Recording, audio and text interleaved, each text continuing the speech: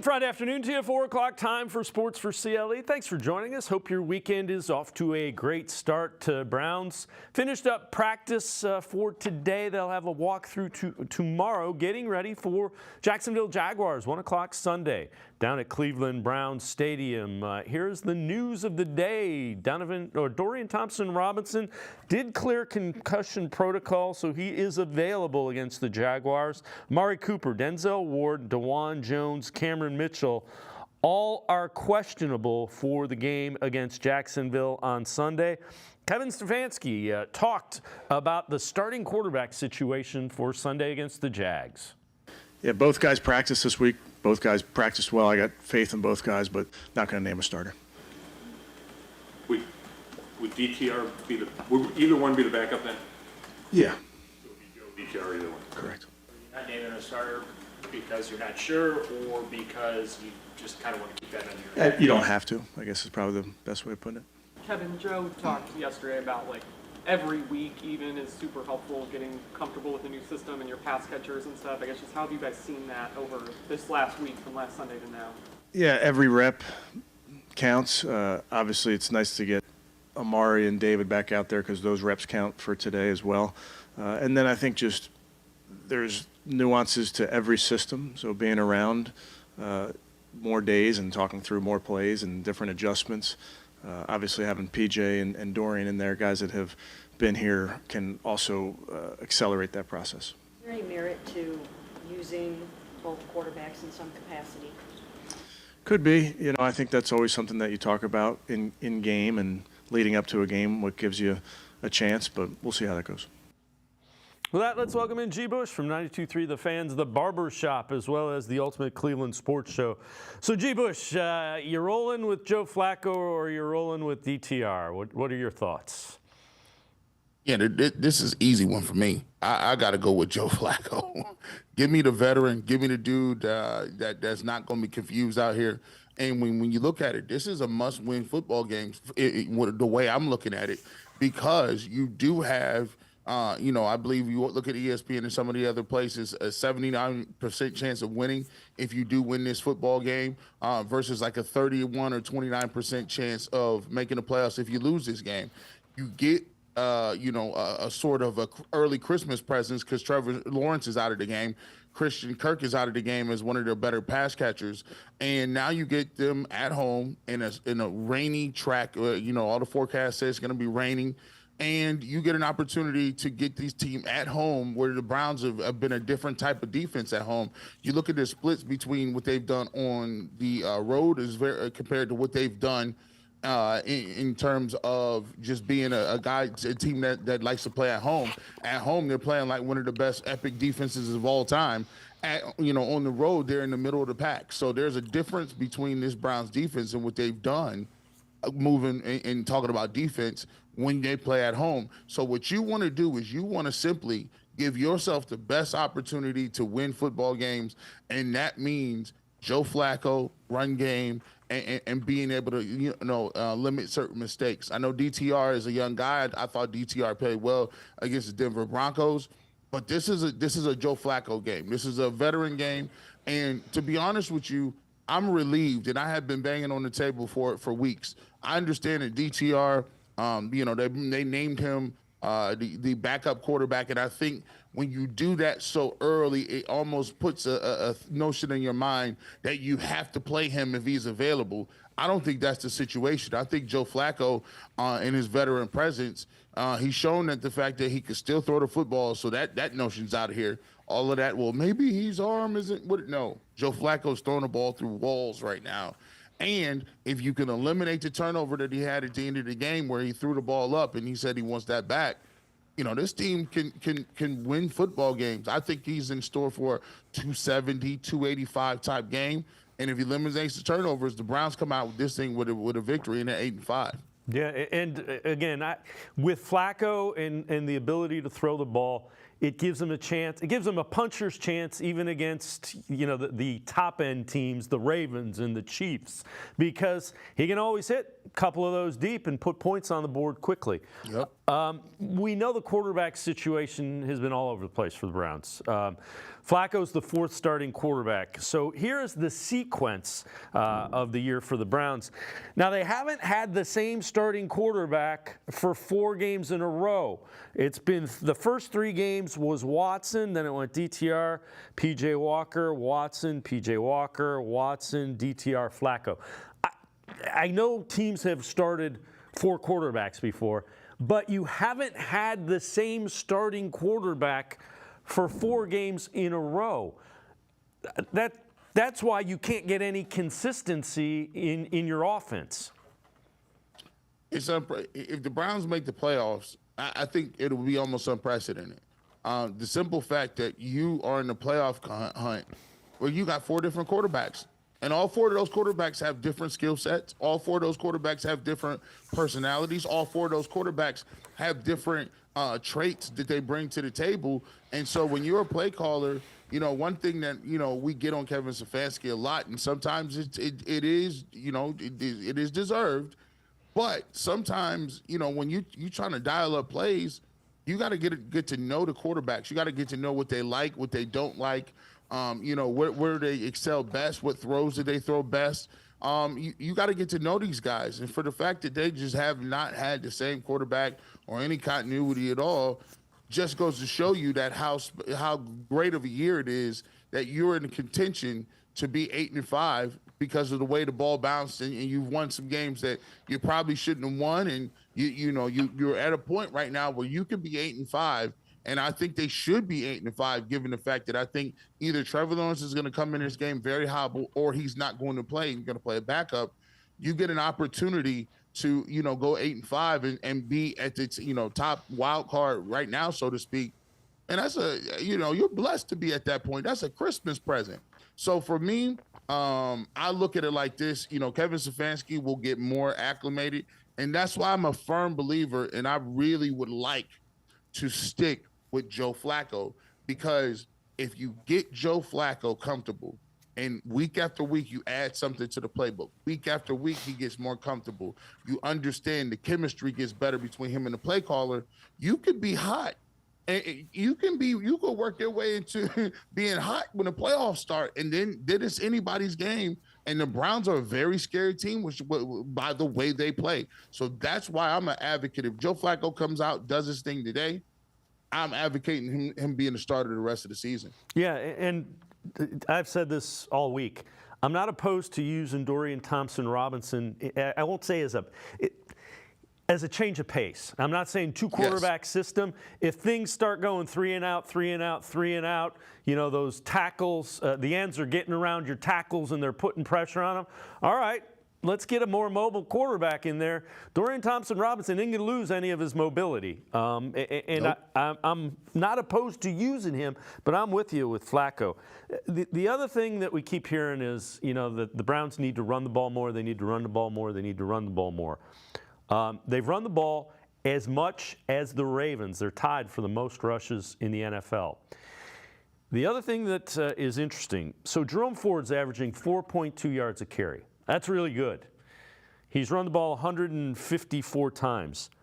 If you take away his 4 longest runs, so 150 carries, he's averaging 3 yards a carry. He's got 2 69-yard runs. He's got a 28-yard run. He's got a 22-yard run. It's got to be better than that.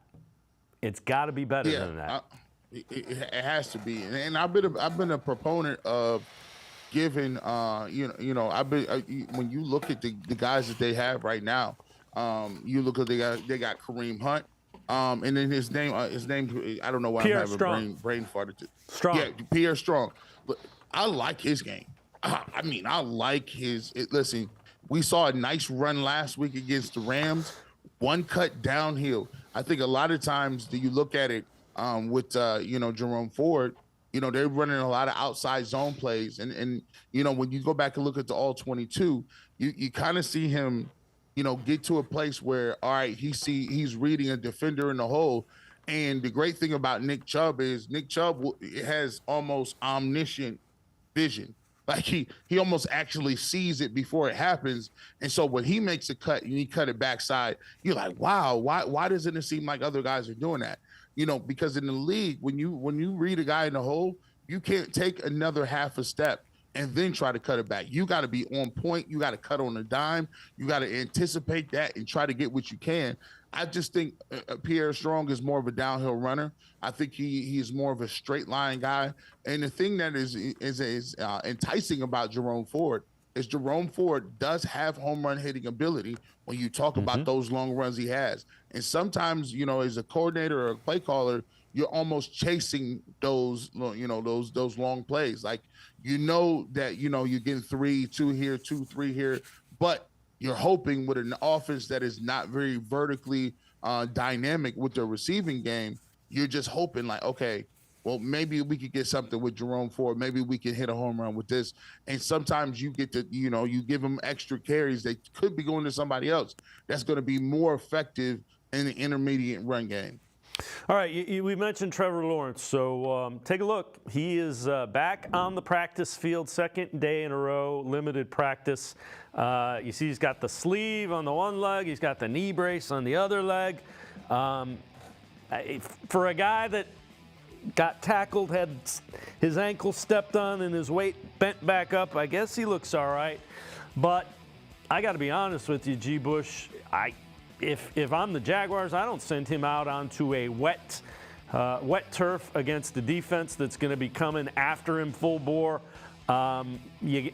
It's not a good situation for Jacksonville. They've got the Browns defense this week and the Ravens defense next week. So again, you see him moving around.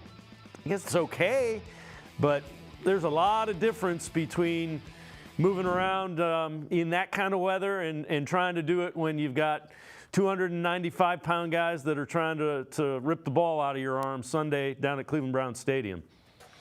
Hey, listen, if you're the Jaguars, you can play them at your own risk. It's up to you, because look, you got to look long-term and big-term when we talk about this. We just talked about what the Cleveland Browns are doing, right?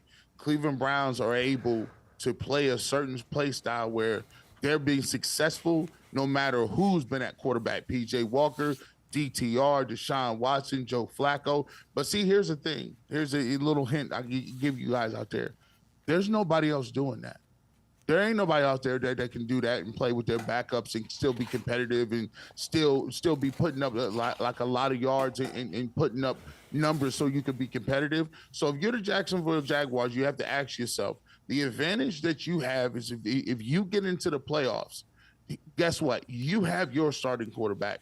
The Cleveland Browns don't. The Cincinnati Bengals don't. There's a bunch of teams in the AFC with quarterback issues that just simply are not going to be viable contenders. So do you want to put all of that on the line just for today? Because look, if the Jacksonville Jaguars put him out there and he plays, he gets injured and he's further injured than he already is. Now you put yourself in a situation where you got the Texans behind you, you got the Colts nipping at your heels, and you don't even have your quarterback because he could be injured more severely than he already is. So you could play him at your will, but back-to-back weeks coming off a short week on Monday, this is what we would call a gentleman's punt right here. You're not going to say that you're giving up the game, but you're going to do like we did when we played Baltimore earlier this year. We're going to put DTR out there. It's his first start. You hope to win, but you're probably not going to win. This is a gentleman's punt for the Jaguars. They ain't slick. Yeah, and it should be. That's the right call for the Jaguars. Myles Garrett talked about the difference preparing for Trevor Lawrence or C.J. Beathard for the Browns defense. Let's just go get them. Apply the same amount of pressure, come with the same kind of effort and tenacity, and play the game you're supposed to be playing. Myles, there hasn't been a D-line sack since you took Kenny kick it down in the fourth quarter of that Steelers game. Is there that renewed interest in that this week? I think Z yesterday said you guys are getting chewed out about not having sacked the last 2 games. We deserve to be chewed out for not getting them. That's something that we pride ourselves on, applying pressure to the pocket and make it difficult for those guys, and we have in the last 2 weeks. And, there's no excuses for that. We got to find a way, regardless of what the offense throws at us, and we just got to be more valuable to the team. Translation, we're good with a guy that can't get around playing quarterback because we're going after him. Listen, I would not have wanted to be the Cleveland Browns defensive front in meeting rooms last couple weeks. Jim Schwartz, he's not going to sugarcoat it. It is what it is. If the Browns can't stop the run and can't get after people up front, you're not going to win very many football games. And so for me, when I hear Myles Garrett talking, it seems to be he's a little more upbeat this week. He's up and the message probably was, guys, y'all got to stop feeling sorry for yourself. Hey, you think you're the only one hurt? You think you're the only one that's banged up? You think you're the only team that's faced a little adversity? Y'all might want to pick it up. Like, Myles, you got 13 sacks. That's great, but we need other people to have some sacks. Come on, join the party. Zadarius Smith, I need to see more out of you. When you flash early this season, you begin pressures. We need you to get quarterbacks on the ground by any means necessary. We need Dalvin Tomlinson, guys in the middle. We haven't spoken about the Maurice Hurst of the world. We haven't Shelby Harris. We have not talked about Dalvin Tomlinson. Those guys need to have a push in the middle of the field. That means changing the line of scrimmage. That means making guys uncomfortable and making guys crumble the pocket. Early in the year, they were condensing, crumbling pockets, making guys change direction in the backfield because of penetration. We have not seen a lot of that. We just simply haven't. There's been a little step back. There's been a step back in speed, moving to the football, a step back, and guys running and making tackles the first time, not the second or third, and stopping the run so you can earn the right to pass rush and get after the quarterback. So there's a lot of things that's left to be desired for the defense. This one is not going to be a game where it's going to be a slow track. It's going to rain a little bit, and you got a backup quarterback or Trevor Lawrence who has a knee injury, who has an ankle injury. You guys are supposed to feast to eat today, and if you don't get it done, that is what's going to be the deciding point of this game. G. Bush and I are going to step aside, take a quick timeout. Other side of the break, we'll head to the voicemail of Truth and Reason. We continue talking Browns on Sports for CLE. Stay with us. Holiday gold! The $20 scratch-off? It has 100 times multiplier. I could win $1 million. Psych! I got merry and bright. No fair. It has a 200 times multiplier. I could win $2 million. Game on the back. Game on the back. Game on the back!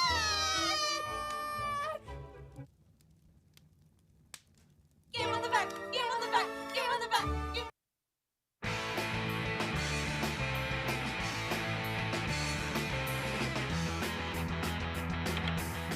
We continue talking Browns with G. Bush from 92.3 The Fans, The Barbershop, as well as the Ultimate Cleveland Sports Show. Let's head to the voicemail of Truth and Reason.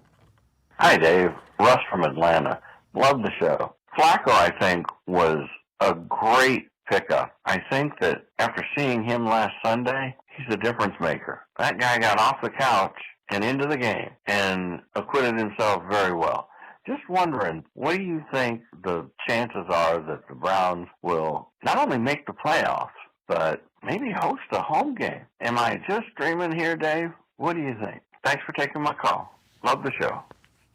Appreciate the calls. G. Bush, in order to host a game, they would have to catch the Ravens and win the AFC North. So the four division winners get the top one gets the bye, the other three division winners host, and then the wild card teams are the road team. They're 2 games behind the Ravens. Could they catch him? Yeah. I mean, anything's possible. Not likely, though. No. I think that ship sailed. You would have needed to win some of these games. You would have at least need to split between the game against the Rams or the Broncos. You would have had to split. I don't think they're going to get a home field playoff game.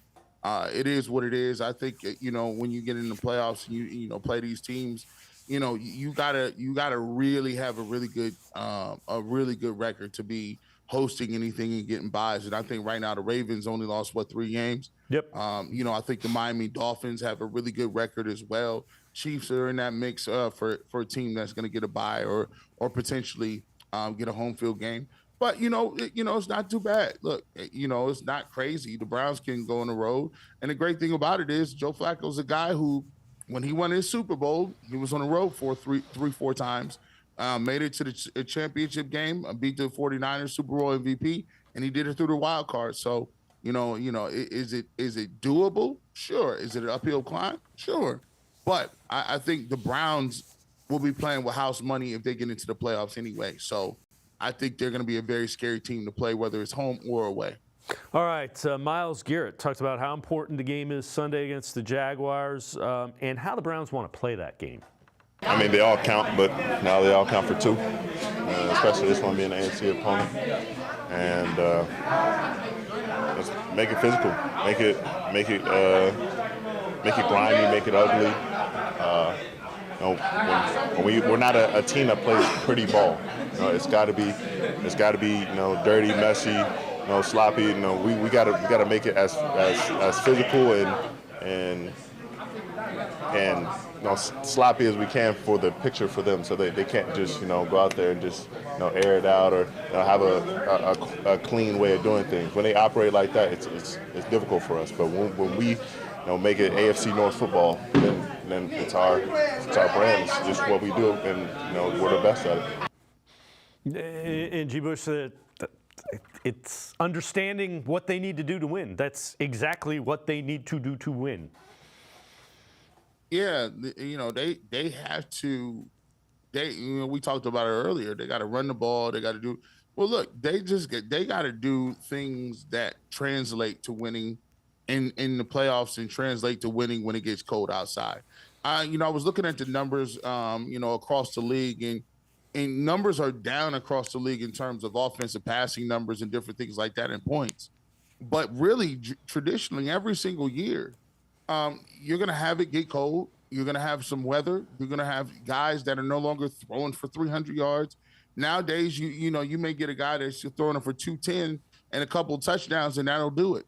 When the weather gets cold and everything and the games get to playoffs, when everything grinds to a halt and every single snap counts, the way the Cleveland Browns play the best optimal football for their success is to go out there and run the football, stop the run, get after the quarterback with their pass rush game, and then consistently make good kicks and play field position. That's what the Cleveland Browns are best at. That's what their personnel is suited to do.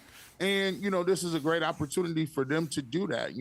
People all the time say, this isn't really a must win, but at some point, as you get down to the end of this schedule, these games do become must win games. These games do become important because, listen, if you tell me what do I feel better about?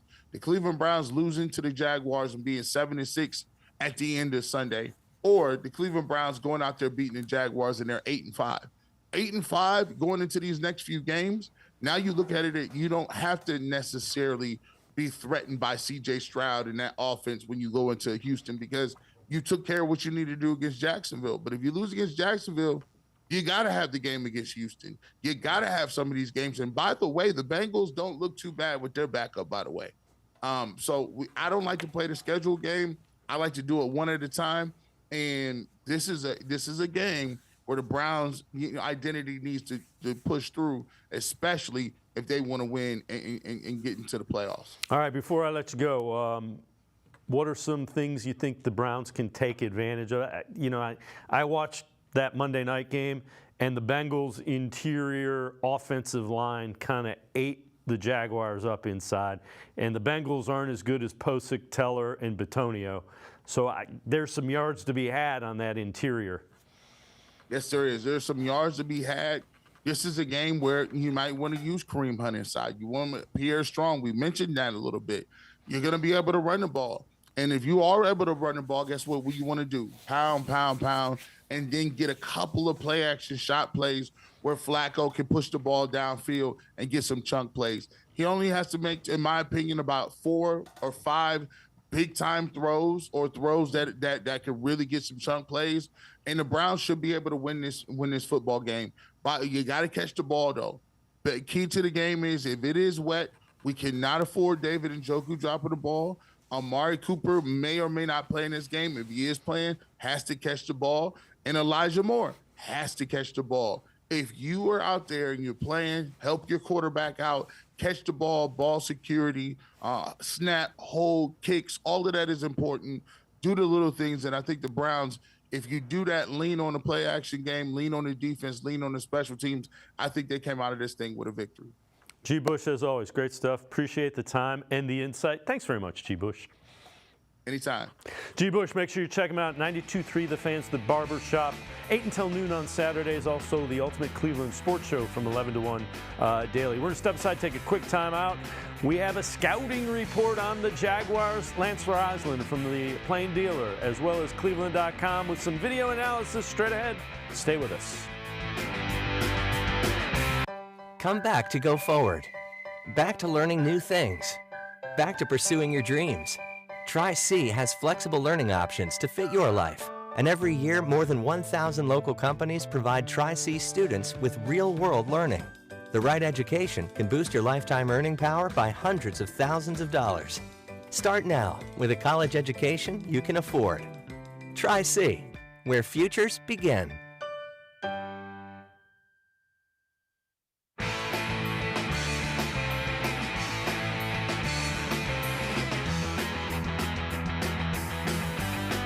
We continue talking Browns on Sports4CLE. Browns getting ready to host the Jaguars Sunday, Cleveland Browns Stadium, 1 o'clock.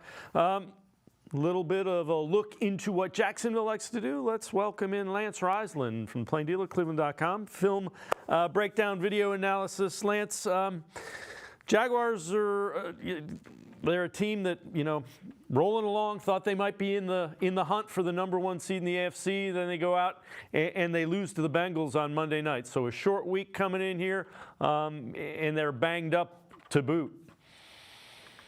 Well, yeah, they were healthy most of the season. So, when you watch Trevor Lawrence, I really got a chance to break him down. I haven't watched him exclusively in a number of years. He's reaching that top 5 kind of level of play. He's really, really, really talented. And what they do offensively with him, only certain quarterbacks can do some of the depths they throw things. His feet are fantastic. He keeps plays alive. He's got a little bit of Josh Allen in him. He can move. He's got incredibly strong arm.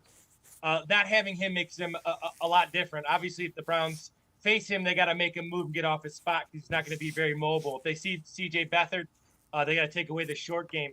The Browns have some advantages in this game. The Jaguars aren't very good against the run, in my opinion. So there's some advantages, and the Browns need to take advantage of them if they're going to win on Sunday. Along those lines, first clip we're going to take a look at is Joe Mixon running the football. He had a big game against him Monday night. When you look inside there, you're going to see some big double teams. What I want you to see is I want you to look at the black line. That's the line of scrimmage. And the line of scrimmage will tell you that the Jaguars are getting moved by the Bengals. And the Bengals are okay in the run game, but they're not extremely strong. They're definitely not as strong as the Browns inside from guard to guard. So you're going to see 2 doubles. It's a duo look here where they're just getting off the ball with 2 doubles, and they move the line of scrimmage. And they did just consistently the other night against the Jaguars. They had a ton of yards, 450, 460 yards, and they just control the line of scrimmage throughout this game. So even though Lawrence is hurt, the Browns can keep it from that offense by simply running the ball directly, vertically at this Jaguars defense. Yeah, and again, you're looking at that, and that's the strength of this Browns offense. That's the part of it that has been healthy when you're going guard, center, guard with Teller, Bitonio, and Ethan Posick in the middle there. All right, next clip, take us through what you see here, what you like as well. Again, just another draw look here, and you're going to see the defensive tackle to the top on the hash. You're going to see him get moved almost 5 to 7 yards off the ball and put on his back. And this happens a lot. These, the Jaguars are very good on defense athletically. What they don't do very well with is when you run directly at them, straight line. So this is what the Browns do really well. I think this is a great matchup for the Browns offensive line. Like you said, especially with the guards in the center, this is where the Browns can really make hay, shorten the game, keep the ball from the Jaguars, keep them on the sidelines, have them get nice and cold and wet on the sidelines. There's something to be said about a Florida team coming up north. It's not easy when you're in that weather all the time. So again, I think the Browns can make hay by running directly at these guys. They do not hold up very well against double teams. My first key to the game is double team, double team, double team, and you're going to get yards, consistent yards against this smallish but athletic front. Now, you run sideways, you could be in trouble, but right at them, they're in trouble. That also plays to the potential weather conditions, with it being windy, wet, in 40, 50-degree weather. So I'm with you. Now, you flip it. There are a couple of guys that the Browns defense needs to be aware of. Well, yeah, when you look at, let's say Lawrence doesn't play. Ingram is starting to come into his own. I think Ingram is just such a talented guy. The Browns need to treat him like a receiver. So maybe they go with Emerson because he's a big type receiver guy. Losing Kirk hurts them. I think you go with Ward on Ridley. Ridley hasn't met his full potential yet, but I think he can. Travis Etienne is another guy who's banged up, has a little bit of a knee, but he's a super talented guy, both in the run game and in the pass game. So if it's Lawrence, you can see them try to run the ball a little bit. I think you need to get him off his spot. If the Browns see Beathard, I think they need to make sure they take away Ingram. They need to make sure they take away that check down game. If you look when they went to overtime, he checked the ball down, hit a couple short passes, actually hit a big pass to Ridley down the field, and had him in position that got called for a hold. So Beathard is a very usable backup in the NFL, but they got to stop Ingram and they got to stop Etienne in that short passing game and in the run game with Etienne. All right, so the first clip we're going to look at is Evan Ingram, listed as a tight end, but he's pretty mobile too. Well, yeah, this is him on a bubble screen. So he runs bubble screens. He'll run some other flat screen. He'll run those choice routes. He'll run an over route. He's very, very talented. For me, he's not a great inline blocker. He's not as good a blocker inline as Njoku, but he's a really special talent in space. And what he does is that he's going to get matched up against linebackers and safeties, and he's too big for safeties and too fast for linebackers. So the Browns have to, in my opinion, treat him like a big receiver, and that they have that guy in Martin Emerson who can do that. I still think Browns athletically, Delpit's a good matchup. I think JOK is a good matchup, but really they want to put a corner on this guy. This guy is super talented. Had his first touchdown of the season last week against the Bengals. Yeah, bunch of receptions, first time he found the end zone. So there you go, Ingram. I'm with you. I think Martin Emerson, that's kind of built to match up with a guy like that. You mentioned his touchdown. Take us through this clip, this next clip that we see. So that's a really cool play out of empty. This is going to be a tight end flat screen. So if you look out here, he's going to stay behind the line of scrimmage and actually run. It looks like an out route, but the outside receivers are blocking. And usually you do this for a small, Elijah Moore type guy. But they do it for him, and he is very, very good in space. And you're going to see the acceleration here for the touchdown. So this is a designed screen up to the top here, and he does a great job of catching the ball, getting vertical, and getting a touchdown. And again, the Browns need to treat him like a receiver. You see some of the explosion, too, from him as he's able to kind of make a guy that took the bad angle right there pay and get into the end zone. So Evan Ingram, tight end kind of wide receiver guy that the Browns have to be very aware of. So next clip is another guy that you mentioned, Travis Etienne, and he is a little banged up, rib issues, rib cartilage issues, knee issue. Still dangerous, though. Yeah, very explosive. So they run this speed option. They ran it with both Lawrence and Beathard, and it's just a way to get to the edge. It's also a way that you can attack. Another way you can attack the defensive end by not blocking and running option at him, hoping he comes to the quarterback, and then you can pitch it to Etienne. They did this very successfully. Again, he's very good on checkdowns. He's just as good at, I think of him as a running back, but when Lawrence is in the game, they don't want to run the ball too much. But they like this short passing game. They like this speed option game. They're very versatile in the run game. They run lots of gap scheme. They run zone scheme. They do a lot of really cool things, really innovative things on offense to try to get these guys in space. And Etienne's a guy who gets in space. Ridley's another guy they like to run reverses with, gadget plays with, jet sweeps.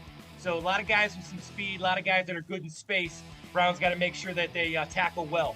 Yeah, and a guy like Etienne and Ridley in space, that's JOK's got to be on point, and especially with Etienne. All right, we're going to go back the defensive side of the football for them, and there is a guy to be aware of on that defensive line for the Jaguars, as we see in this next clip. We're going to see here a top defensive end, really good look at it, Josh Allen.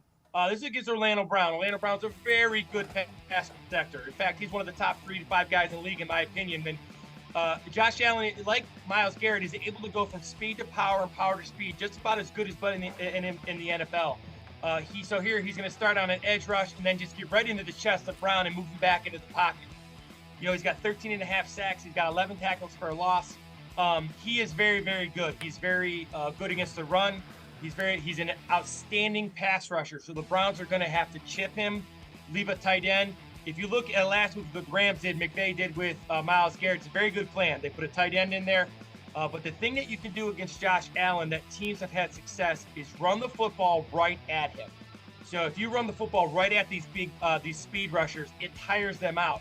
As good as they are against the run, they're better against the pass. So I look for the Browns to run gap schemes, pull the guards and kick them out. Just try to beat him up in the run game. He's very, very good. Their inside linebacker too is very good. Foyesade Alukin is his name. He's got 131 tackles. Those are the 2 guys the Browns have to block. And if they can get that done, they'll be very successful. Yeah, and you mentioned Allen, 13.5 sacks. So definitely a guy much like Myles Garrett that can just ruin an offensive game plan. When you look at this, weather, Lawrence not 100%. This is a game the Browns desperately need, and really, if they play their kind of game, run the ball and dominate the line of scrimmage, they should be able to beat this team. Well, this is a game, like all sports, but the NFL is a game of matchups. And the Browns, again, have a matchup in their favor that can really benefit them. Their guards, Batonia Teller and Posick, their center, they can move these defensive tackles off the ball with double teams. And what that does is it's going to shorten the game. And, a couple of things, I've been redundant with this, but if the Browns offensively can end every drive in a kick, which they have not been able to do in their losses, they can win this game. In fact, I think they will win this game if they can do that, because if Lawrence doesn't play or if Lawrence is unable to move, that's one of the things he does really good. They do a really good job of changing the launch point with him. He's not as good when he's just a pocket-only guy. And then Bedford, like I said, is a very serviceable backup, but he's not the talent, obviously, of a Lawrence, who I think, like I said, is moving into the top 5. They have to pressure him. They have to run the ball. They have to block Allen. But again, they can win this game if they run the football consistently 30-plus times, not east and west, but north and south. Make this game ugly, make it short, and win the game close in the end. Lance Reisland, Plain Dealer, cleveland.com. As always, great stuff. Appreciate the time and the insight. Thanks very much, Lance. As always, thanks for having me. Lance Reisland, make sure you check him out. Always insightful film analysis, video breakdown of the Browns and their opponents, cleveland.com, as well as Plain Dealer. We're going to step aside, take a quick time out. We continue talking Browns on Sports4CLE. Stay with us. The Ohio Lottery Partners in Education program is dedicated to recognizing exceptional students, teachers, and schools throughout Ohio. Scan the QR code on screen to nominate students and teachers as Academic All-Stars and Teachers of the Month. They must be currently enrolled or teach in grades K through 12. Is your K through 12 school developing students' literacy skills to achieve success in reading? If so, you can nominate your school for the School of the Year. Students can win $100, teachers can win $500, and schools can win $2,500. Scan the QR code, fill out the forms, and nominate deserving students, teachers, and schools today. The Ohio Lottery Partners in Education program takes pride in honoring exceptional students, teachers, and schools across Ohio. Submit your nomination today. It's fun, fast, and free.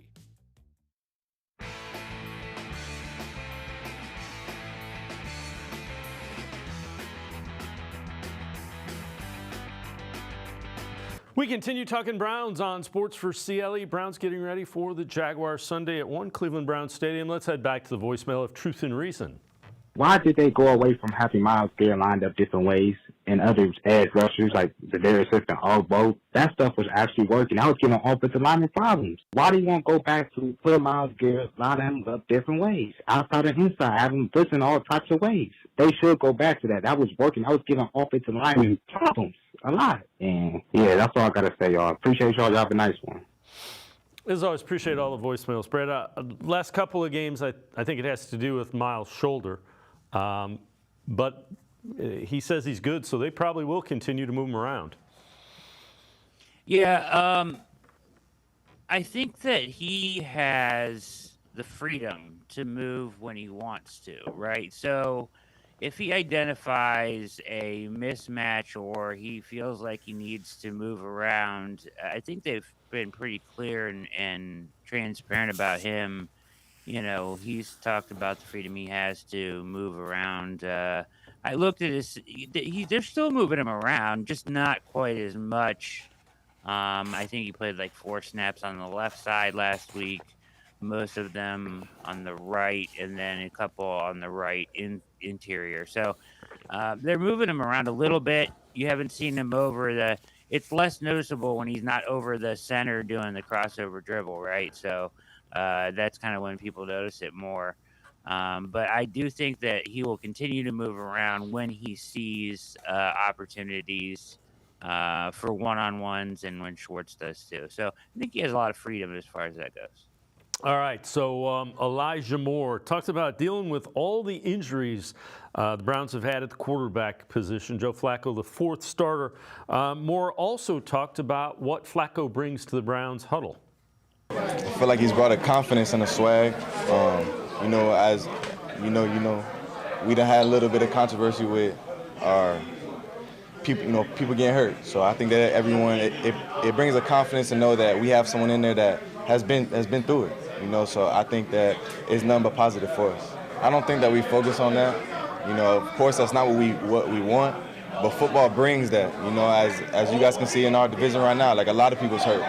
So you can't set your mind on that every week saying like that's something that we gotta bank on. This person playing this person now. It's always next man up. Brad, the one thing is the Browns haven't had a quarterback start 4 consecutive games this year. Only one of them has done 3. That was Deshaun Watson, games 1, 2, and 3. That's how, if you think, just let that set in for a minute. I didn't realize that. That's why this offense is so disjointed. You haven't had the same quarterback 4 consecutive games. So that's cadence, that's skill set, and somehow 7-5. Yeah, it's got to be tough, right, to get into any kind of a rhythm or build off of anything that you establish one week to the next, right? They really have been a week-to-week operation all year long. So that is how they are going to play it. And Elijah Moore, he's talking about the injuries there, but, he did a nice job stepping up last week. And clearly him and Flacco have a ton of chemistry. So, you hope to see that continue. But, yeah, it's astonishing what they've accomplished. And, of course, Joe Flacco brings some of that moxie and swag to the huddle. He is a veteran, right, that has won a Super Bowl and been there.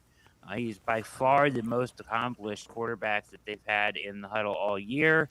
And he kind of comes at the right time, right? So I think that it's a good thing, obviously. And they need a leader out there on offense. If you're going to try to stack some wins here down this final stretch run, I lean towards it being a guy like Flacco to do it. Well, that kind of leads us into the next thing. This is an article you wrote for the Orange and Brown Report. Things I think I know about the Browns. Why it has to be Joe Flacco. Defensive struggles. Why not A.J. Green? So take us through those couple of thoughts there. Yeah, we're playing the games, right, this week. Both sides of both teams are playing the games with the quarterbacks, right? Nobody's going to announce who their quarterback is. Lawrence is a game-time decision. Stefanski, it's Friday, and he doesn't want to announce his starter, right? So they're trying to make the other team prepare for as much as possible. I think it is definitely Flacco, but the reason why it needs to be is, say even you wanted to go back to DTR, Dave, like, you wouldn't do it now, right? Like, so if you go back to him now and he struggles, then what are you going to do? Then what do? You're going to bench him and bring Flacco back out there? This time now you're sitting him based on performance. So, like, there's damage that can be done to a young quarterback's psyche So you've got to handle this properly. If you want to see more of Flacco, then it needs to be continuous, not a yo-yo back and forth of quarterbacks on and off the field. So that's why it needs to be Flacco, right? For that reason, and for that, I honestly believe he gives them the best chance to win right now. The AJ Green stuff, it was a little puzzling. They elevated him. They had Mike Ford and Khalif Halassi out there who got picked on last week on the outside and decided to play Newsome at his normal spot in the slot for a lot of the game. And after he got beat on the outside the week prior in Denver, AJ Green has subbed in 21 and 22. Now, in 21, he has some really bad PFF grades, but that's when Joe Woods was asking him to play in the nickel, where he's not a nickel corner, right? And the one game that he subbed in on the outside, he played 20-plus snaps, had an over 70 grade and an interception in a Week 8 game against the Bengals. And last season, he played 161 snaps on that as an outside corner with a 90-plus coverage grade. I don't understand why he wouldn't be the guy that you would tap to put in as the outside corner instead of a UDFA this year. And Mike Ford, who's a great special teams player, but not a great cover corner. All right, so you mentioned, will it be Trevor Lawrence? Will it be C.J. Beathard at quarterback for Jacksonville? Doug Peterson, head coach of the Jaguars, a longtime backup quarterback in the NFL, he talked about C.J. Beathard and having him as his backup.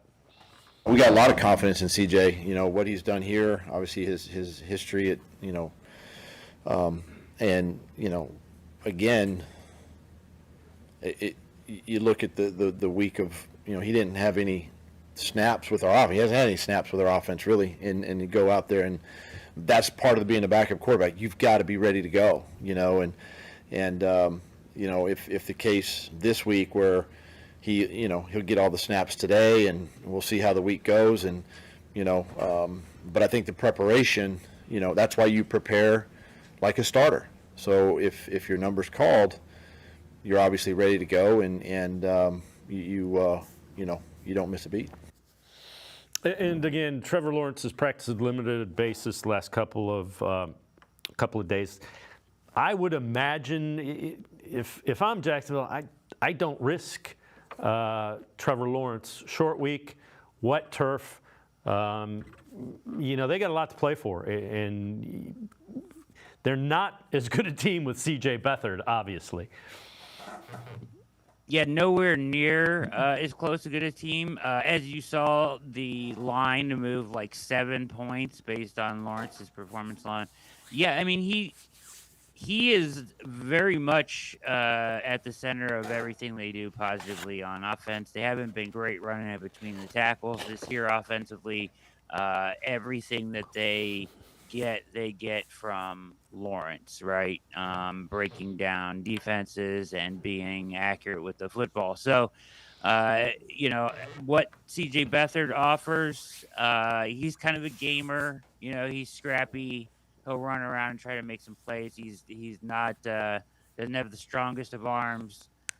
So I don't know what they're gonna do here, Dave. And they've kind of tricked me. I watched a little bit, or I heard today from somewhere that at one point in practice it was Lawrence throwing with the ones and Beathard throwing with the practice squad guys, which would make you think that maybe Lawrence is going to play. So I don't know. I wouldn't risk that either. And if you would have taken that video of him leaving the field on Monday night and said that there's any chance that he could play this Sunday, I would have said you're crazy, the way he was writhing in pain. So this crazy recovery, I guess it's a high ankle sprain. We'll see. I think there's a chance that he tries to go. I would probably ill-advised. But they need to win too. Yeah. They need to win badly too. Yeah. I mean, there's so both. This is a monster game for both sides. This is a gotta have it for both teams. Yeah, so. And to your point, Peterson said it's likely to be a game time decision with Trevor Lawrence. So they're going to probably make him go out there, run around on the wet turf, and see if he can move around. what they will be dealing with defensively for the Browns. Take a look at the numbers. These are the Browns' numbers at home. Third down conversion rate, just over 18%. 10.2 points per game. 175.6 total yards per game. All good things because this is a home game, and those are the numbers. Drastically better at home. Nobody can explain why. They played some good teams at home and shut them down. They've played some lesser teams at home and shut them down. But this game's at home. That's good for the defense. Yeah, I can't take credit for this, but Jake Burns at the OBR has been breaking down some film. But on the road, one of the things that we're seeing, he's seeing and pointed out, was that savvy quarterbacks like Russell Wilson did it and Stafford did it are using some different dead snap counts to kind of unfold the Browns defense when there's no crowd noise, right? So, and they're kind of tipping their hand a little bit, and you can see that by the way that they are, approaching the line of scrimmage, no noise at all, and then just snapping the ball on first down and things like that. And you're seeing, and it's forcing the Browns to kind of tip what they're going to do, whether it be a blitz or whatever coverage they're in. And I think some of that has played a factor into that. Now at home, that's not a concern because the crowd noise takes that ability away of the quarterback to do that and manipulate the snap count. So that might be one thing. Brad Ward from the Orange and Brown Report. All Eyes on Cleveland podcast tonight. I'm going to step aside, take a quick timeout. Other side of the break, we'll hear a little bit from Jim Schwartz about this game with the Jaguars and dial into the Browns-Jaguars game Sunday. Sports for CLE. Be right back. Stay with us.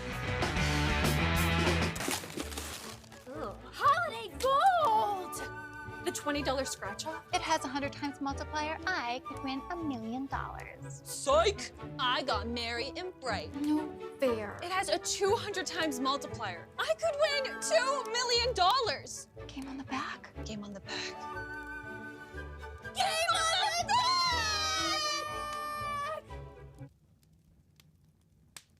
Game on the back! Game on the back! Game on the back!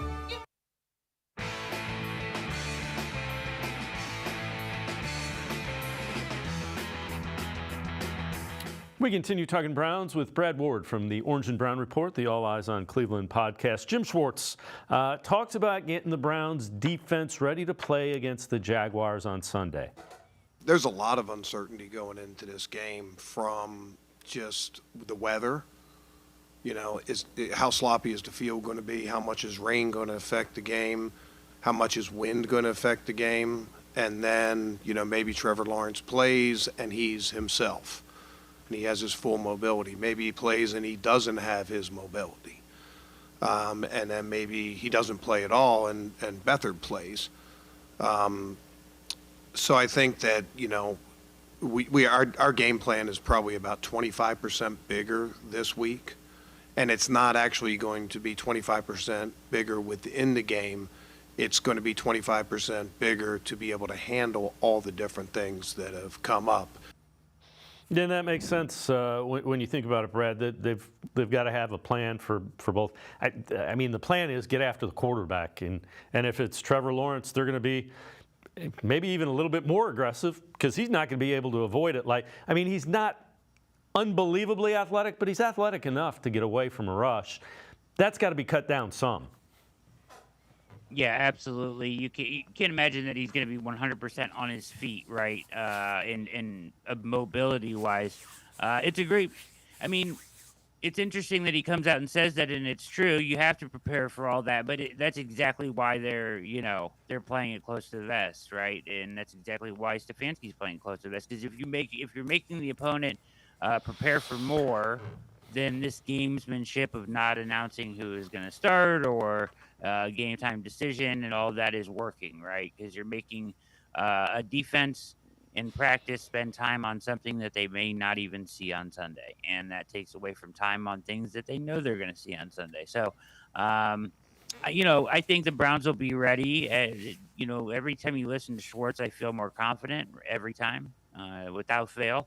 So, it's a big game for this defense to have a bounce back spot at home, like we talked about, in the confines of Cleveland Brown Stadium with the noise. They need to have a good performance here. Like they have to live up to their billing in this one, and I think they will. But it is critical for them to do that, and there was a point earlier in the year where they started to get questioned too, and they kind of bounced back and had a couple real good games in a row and quieted all the doubters. I'm hoping they do that again here in the next couple weeks as well, because they're going to need them to be elite down the stretch for the Browns to get it where they want to go.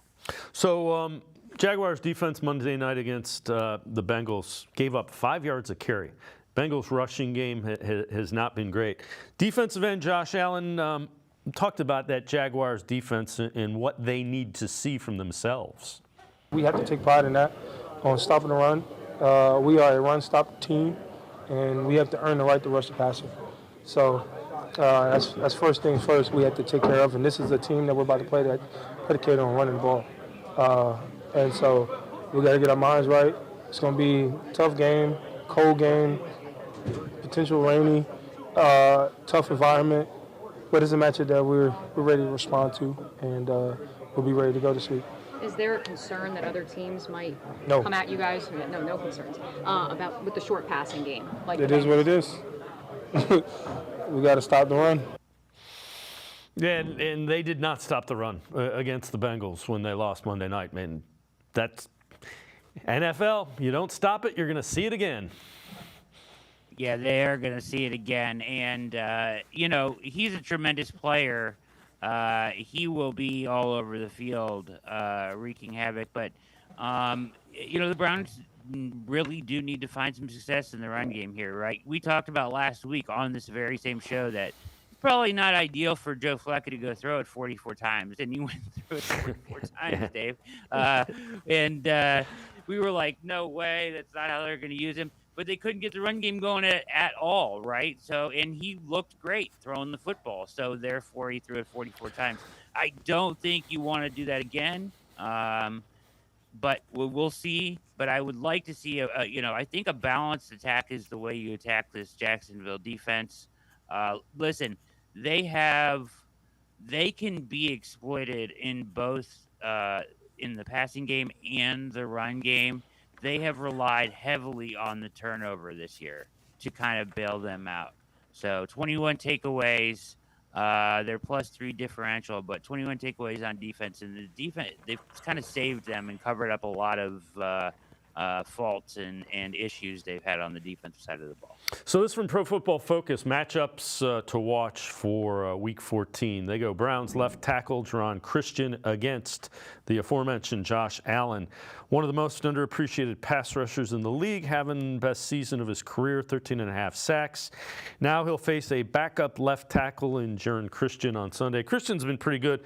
And I'm not taking anything away from Josh Allen. I'm more interested in that interior defensive line against the Browns' interior offensive line. The Bengals' interior offensive line pushed them back. We saw a couple segments ago in the film breakdown we did that they were pushing them off the line of scrimmage. And they aren't as good as Posick, Teller, and Bitonio. There is an advantage in the guards and the center, so the interior versus the defensive interior of the Jaguars that the Browns, quite frankly, need to take advantage of. Yeah, have to, right? Have to use that as an advantage based on everything that we saw on Monday night, because that was their breakdown, right? And through the interior. So got to win there, and the Browns should win there. And if you're talking about Jerron Christian and Josh Allen, and he's going to move around too, just like Myles Garrett would with his pressures and everything, and he's very disruptive. But you're going to have to help him at times, give him chips, give him an extra tight end over there, double team him when needed. But yeah, it's not, once again, if it's Flacco back there, which I, 99.9% think it will be, you've got to give him time. He's not going to be escaping the pocket or, Watson DTR getting out when the pressure's there. So his way of avoiding pressure is just kind of throwing the ball out of bounds, right? So you've got to find a way to protect for him, because he was finding guys downfield, and this secondary can be picked apart too. So, to your point, up the middle, dominate up there with your three guys. We pay those guys a lot of money, don't we? Right? The center, both guards get paid a ton of money. They got to make that money this week. All right. When you look at this game and you break it down, not sure if Amari Cooper is going to be able to go. He did practice, still not out of the protocol. Elijah Moore played very well and has some familiarity with Joe Flacco. You think we see more of that, assuming it is Joe Flacco? Yeah, I do. I think that he clearly felt comfortable throwing to Elijah Moore, right? I mean, a lot of targets. Well, how many targets was it? 12 targets? Yeah. Something like that? 12 targets.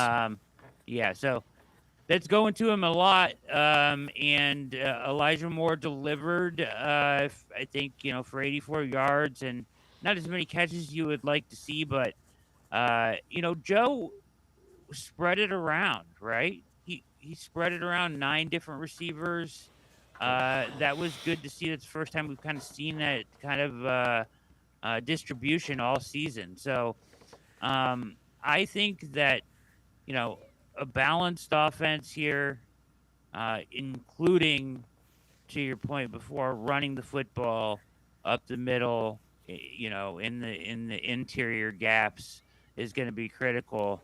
I, of course, want to see more Pierre Strong. We'll see if we'll see him or not, but because he struggles in pass protection, but once again looked good last week. But, yeah, you're going to see them try to establish the run so that hopefully he doesn't have to throw it 40-plus times. And they can be run on, as we saw, and they can be passed on. So I think you want a good mix coming into this thing, right? Don't turn it over. Like, that's how they live and die on defense all year long, is with the turnover. So probably a little bit on the conservative side, Dave, offensively, but that's okay. Move the ball with the turnover in mind, right? That's how you're going to lose this game, is turning it over a couple times and giving them easy scores is how you lose this game. 100%. Yep. I'm with you. As long as you don't turn the ball over, it's a game you should win at home with this defense, without question. Brad Ward, Orange and Brown Report, as always, great stuff. Appreciate the time and the insight. Thanks very much, Brad. Thanks for having me, Dave. Have a wonderful day. Brad Ward, make sure you check him out. Orange and Brown Report also hosts the All Eyes on Cleveland podcast. Always really good Brown stuff. It's going to do it for this edition of Sports for CLE. Have a great weekend, everybody. We will see you Monday at 4 on Sports for CLE.